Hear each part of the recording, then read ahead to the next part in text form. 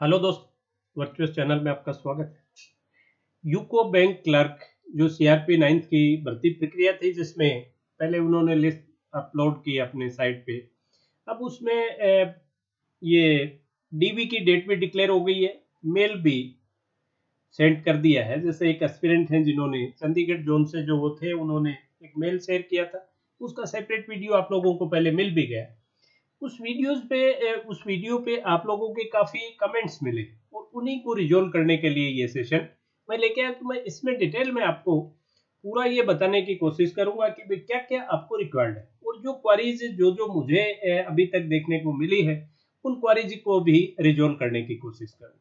साथ ही भाई अगर सब जोन हो सकता है, यूको बैंक के सभी जोन्स में अभी नहीं मिल गया, तो आप मान के चलिए कि विद इन ए वीक और 10 डेज आपको सभी को मिल जाएगा। साथ ही जो दूसरे बैंक से, जैसे पहले बैंक ऑफ बड़ौदा की प्रक्रिया शुरू हुई, अब यूको बैंक की भी, तो जो बैलेंस बैंक हैं ओबीएस है, वो भी आप अपने कंटिन्यूसली मेल चेक करते रहिए, किसी भी मोमेंट आपको इंटीमेशन में मिलेगा, राइट। चलिए, अब अपने इसमें देखें कि उन्होंने जो क्या कुछ आपसे मांगा है। तो फर्स्ट ऑफ ऑल अगर अपने देखें तो यूको बैंक की सीआरपी 9 के क्लर्क की भर्ती का है 17 जुलाई 2020। ये आपका चंडीगढ़ जोनल ऑफिस है,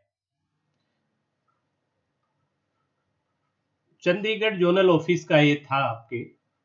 तो इसमें इन्होंने दिया है 17 जुलाई को। आप जो भी चंडीगढ़ जोन में जो अलॉट हुए हैं यूको बैंक में क्लर्क के लिए, तो उनमें उनको 9:30 बजे सुबह 17 जुलाई को बुलाया है। और क्या क्या उनकी जो सीक्वेंस रहेगी, वो सबसे पहले उनको बायोमेट्रिक से गो थ्रू होना, देन डॉक्यूमेंट वेरिफिकेशन से, और जो इन दोनों में क्लियर हुए वो एलपीटी में लैंग्वेज प्रोफिशिएंसी टेस्ट जो है उसके लिए अगर वो रिक्वायर्ड है। तो एलपीटी आपको मैंने पहले भी बार बार बताया है कि एलपीटी में आपको अगर कोई वहाँ की जो लोकल लैंग्वेज है, अगर वो आपने वो नोटिफिकेशन में आप देखेंगे तो उसमें लिखा हुआ है क्लियर कट, तो उस पे कोई सब्जेक्ट अगर आपके रहा है 10th 12th एंड ऑनवर्ड, तो वेल एंड गुड है, फिर आपको एलपीटी से गो थ्रू नहीं होना पड़ेगा, अदरवाइज गो थ्रू होना है।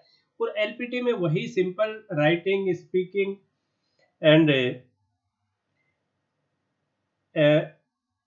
कॉन्वर्स आप किसी के साथ कर पाए। जैसे आपको वो दो चार कोई भी 4-5 लाइन डिक्टेट कर देंगे, आप लिख पाए, तो आप देख लेंगे कि हाँ ठीक है। भले ही आप उसमें कुछ एरर करेंगे, लेकिन आप टूटी फूटा भी अगर लिख लेंगे तो आई थिंक वो आपको क्लियर कर देते हैं।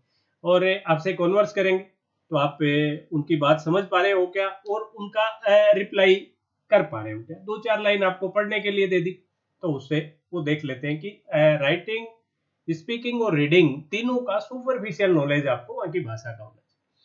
अब इसमें इन्होंने क्या क्या मांगा है, जो चीजें आपको लेके जानी है, इंपॉर्टेंट जो सेशन जो क्वेरीज आपकी आ रही थी, वो जैसे एक आपसे आईडी प्रूफ मांगा है, फोटो आईडी।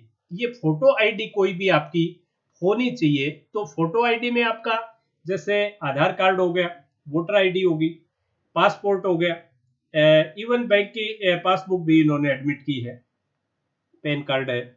इनमें से कोई भी आपके पास लाइसेंस है, ड्राइविंग लाइसेंस है, इनमें से कोई भी। लेकिन आई थिंक वोटर आईडी आपके पास सभी के पास होगी, आधार भी होगा, तो वोटर आईडी ले जाइए। दूसरा, अगर दो इसमें और जैसे बाई द वे आप ले भी गए वो भी, तो अगर आपके पास आधार कार्ड और पैन कार्ड अगर आपके पास नहीं है, तो ये मैंडेटरी रहेंगे। ये भले ही यहाँ मेंशन नहीं है, लेकिन फिर भी मैंडेटरी, क्योंकि पैन कार्ड के बिना बैंक अकाउंट ऑपरेट नहीं होता। और जैसे ही आप बैंक ज्वाइन करेंगे, सबसे पहले आपका बैंक अकाउंट खुलवा जाएगा। तो बैंक अकाउंट, पैन कार्ड और आधार कार्ड अगर आपके पास नहीं है, तो ये बनने के लिए दे दीजिए, और जो चालान जनरेट हो उसकी कॉपीज आप ले जाइए, राइट। ये दो चीज तो ये, अगर आपके पास दूसरे आईडी प्रूफ है तो भी ये आपको बनवाने हैं। तो ये अगर नहीं है तो प्लीज आप इसकी प्रक्रिया शुरू करें। दूसरा, एक करेक्टर सर्टिफिकेट के लिए आपको दो करेक्टर सर्टिफिकेट के लिए इन्होंने कहा है, दो आपको लेके जाने हैं। फॉर्मेट जितने भी हैं वो सब आपको इसमें एनेक्सर्स में मिल जाएंगे। आप नोटिफिकेशन देखेंगे तो उसमें भी मिल जाएंगे, और आपके जो मेल आएगा उसमें भी वो फॉर्मेट आपके आएंगे दोबारा। तो इसमें करेक्टर सर्टिफिकेट में आपको दो पर्सन की, भले ही आपके स्कूल कॉलेज के जो लास्ट आपके लिविंग जहाँ से है उनके हो, उनके नहीं है, दूर है, बहुत बार दूर होती है कॉलेज आपकी, तो आप किसी भी गेस्टेड ऑफिसर से ले सकते हैं, किसी एमएलए से ले सकते हैं, किसी एमपी से ले सकते हैं, राइट। लेकिन एक चीज जरूर कीजिए, कोशिश ये कीजिए कि वो आपके रिलेटिव या आपके जो ब्लड रिलेशन वाले नहीं देते हैं, लेकिन फिर भी बहुत दूर का नहीं होना चाहिए। अगर नजदीक में कोई मिल रहा है तो कोशिश उसी की कीजिए, क्योंकि आपको एक मैं आगे बताऊंगा, ये जो लास्ट आप देख रहे हैं 3 एनवेलप्स लेके जाने, और उस पे एड्रेस लिखे होंगे, तीन तीन किसके, दो तो होंगे जो आपको करेक्टर सर्टिफिकेट इशू कर रहे हैं कि इनका चरित्र सही है, उनके एड्रेस होंगे इन एनवेलप्स में। एक एनवेलप ऐसा होगा जिसपे आपके खुद का होम एड्रेस लिखा हुआ होगा, राइट। तो ये लोग आपको ये नहीं हो कि अगर कोई बैंक क्वारी करे और उस क्वारी में ये कह देते हैं कि मैं इनको जानता ही नहीं, ये पोजीशन नहीं आनी चाहिए। और आप जब भी उनसे लें तो उनको ये बता भी देना कि मैं बैंक की जॉब ज्वाइन करने जा रहा हूँ, और ये क्वारी आपके पास आ सकती है, जनरली नहीं आती है, लेकिन फिर भी आप उनको बता दीजिएगा। तो ये करेक्टर हो गए। फिर एक मेडिकल सर्टिफिकेट, अब की बार ये अच्छा हो रहा है कि कोई बैंक, जैसे पहले बैंक ऑफ बड़ौदा का मैंने देखा, देन ये यूको बैंक है, आपको ही मेडिकल करवाना है और उसके लिए फॉर्मेट वो आपको देंगे। उस फॉर्मेट में इन्होंने जो भी कुछ पर्टिकुलर टेस्ट है वो जो भी करें, मतलब आपको वो फिर डिक्लेयर करेंगे। तो फिर डिक्लेयर के लिए वो जो भी टेस्ट कंडक्ट करना चाहेंगे गवर्नमेंट हॉस्पिटल में करवाना है। और इसमें दिया है कि जो मेडिकल ऑफिसर जो इश्यू करेगा, एमओ जो मेडिकल ऑफिसर जो होगा, वो not less than civil surgeon of district hospital, not less than किससे, civil surgeon, civil surgeon of district hospital, of district hospital, ये जरूर ध्यान रखिएगा। हालांकि उन लोगों को ध्यान रहता है कि गवर्नमेंट सर्विसेज के लिए जो इशू करते हैं, एमओ इशू करता है, उनको ये करता है कॉम्पिटेंट कौन है, ये भी उनको ध्यान, बट आप भी थोड़ा ध्यान रखिएगा। तो ये मेडिकल सर्टिफिकेट आपको ही बनवानी है, राइट। देन आगे देखिए, अगर आप कहीं सर्विस ज्वाइन आपने की हुई है और नौकरी में हैं आप, तो उस और उसका जिक्र भी है, अगर आपके जैसे आप किसी प्राइवेट सेक्टर की जॉब में हो और अगर आपका कहीं भी उसका जिक्र नहीं है तो वो इतना इंपॉर्टेंट नहीं हुआ। लेकिन अगर आपने किसी भी जगह आपने सर्विस ज्वाइन कर रखी है, कोई गवर्नमेंट में, सेमी गवर्नमेंट में, पीएसयू में, तो उससे आपको वहां से कार्य मुक्त होना पड़ेगा। सेटिस्फैक्ट्री रिलीविंग ऑर्डर उसके लिए चाहिएगा कि भाई हमने इसको कार्य से मुक्त कर दिया, राइट। उसके बाद ही आप ज्वाइन कर सकते हैं। अगर अनफॉर्चुनेटली आपको रिलीविंग ऑर्डर तब तक नहीं मिले, तब भी आप जो करस्पॉन्डेंस आपने की है, जो प्रोग्रेस हुई है, वो उनके डॉक्यूमेंट लेके जाने पड़ेंगे।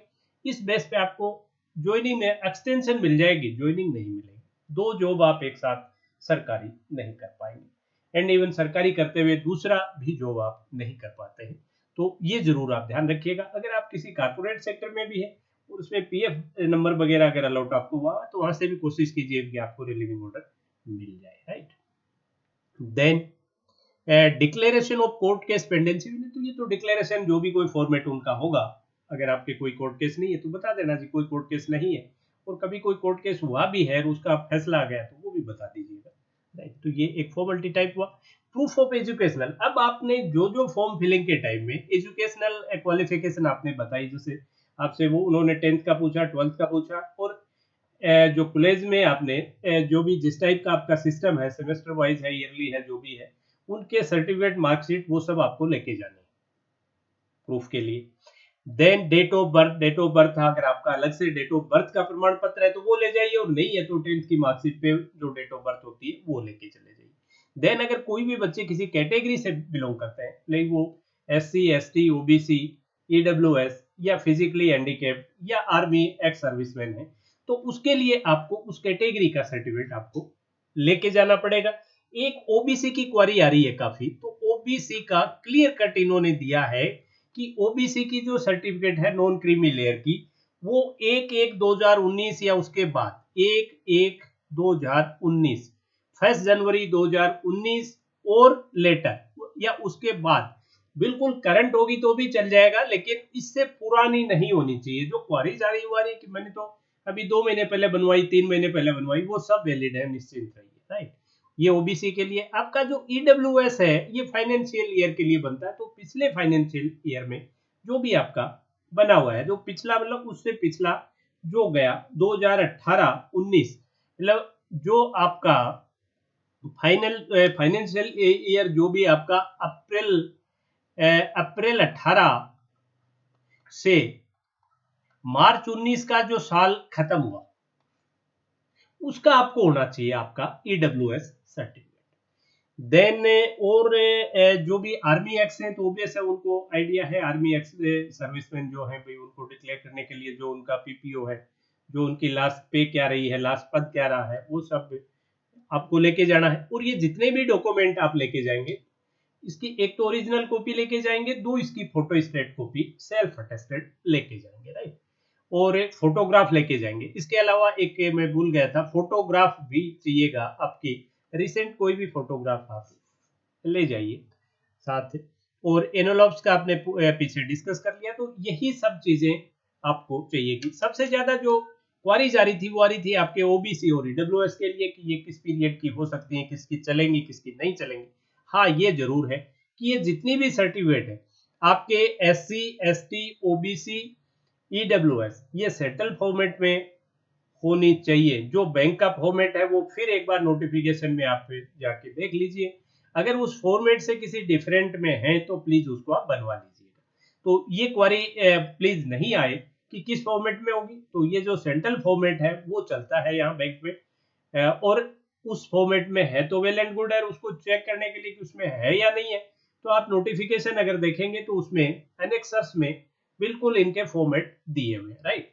तो सेंट्रल फॉर्मेट में ये सब चाहिएगा। ये इनकी डेट कब से कब तक चाहिएगा ये भी है। मेडिकल सर्टिफिकेट कौन इशू करेंगे वो भी इसमें इन्होंने दे दिया। ये अच्छा है कि मेडिकल आपको करवा के ले जाना। बहुत बच्चे जैसे आई साइड को लेके थे, कुछ डायबिटिक हैं वो उसको लेके थे, कि कुछ कलर ब्लाइंडनेस को थे।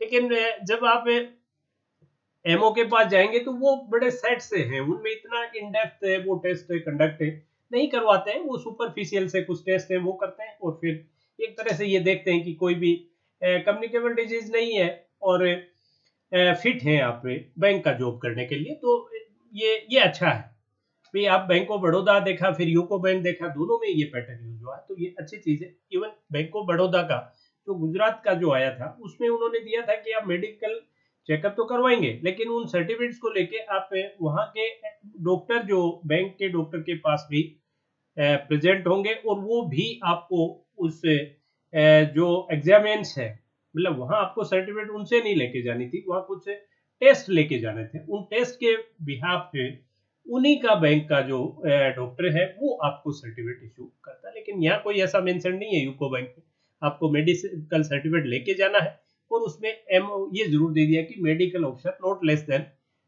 Civil surgeon of district hospital, ये जरूर ध्यान रखिएगा। तो ये इस तरह की कुछ चीजें थी जो आपकी क्वारीज में आ रही थी। आज जैसे ये वीडियो अपलोड हुआ उसके बाद में जो क्वारीज आ रही थी उनमें इन कुछ चीजों के लिए क्वारीज थी जो मैंने रिजोल्व करने की कोशिश की है।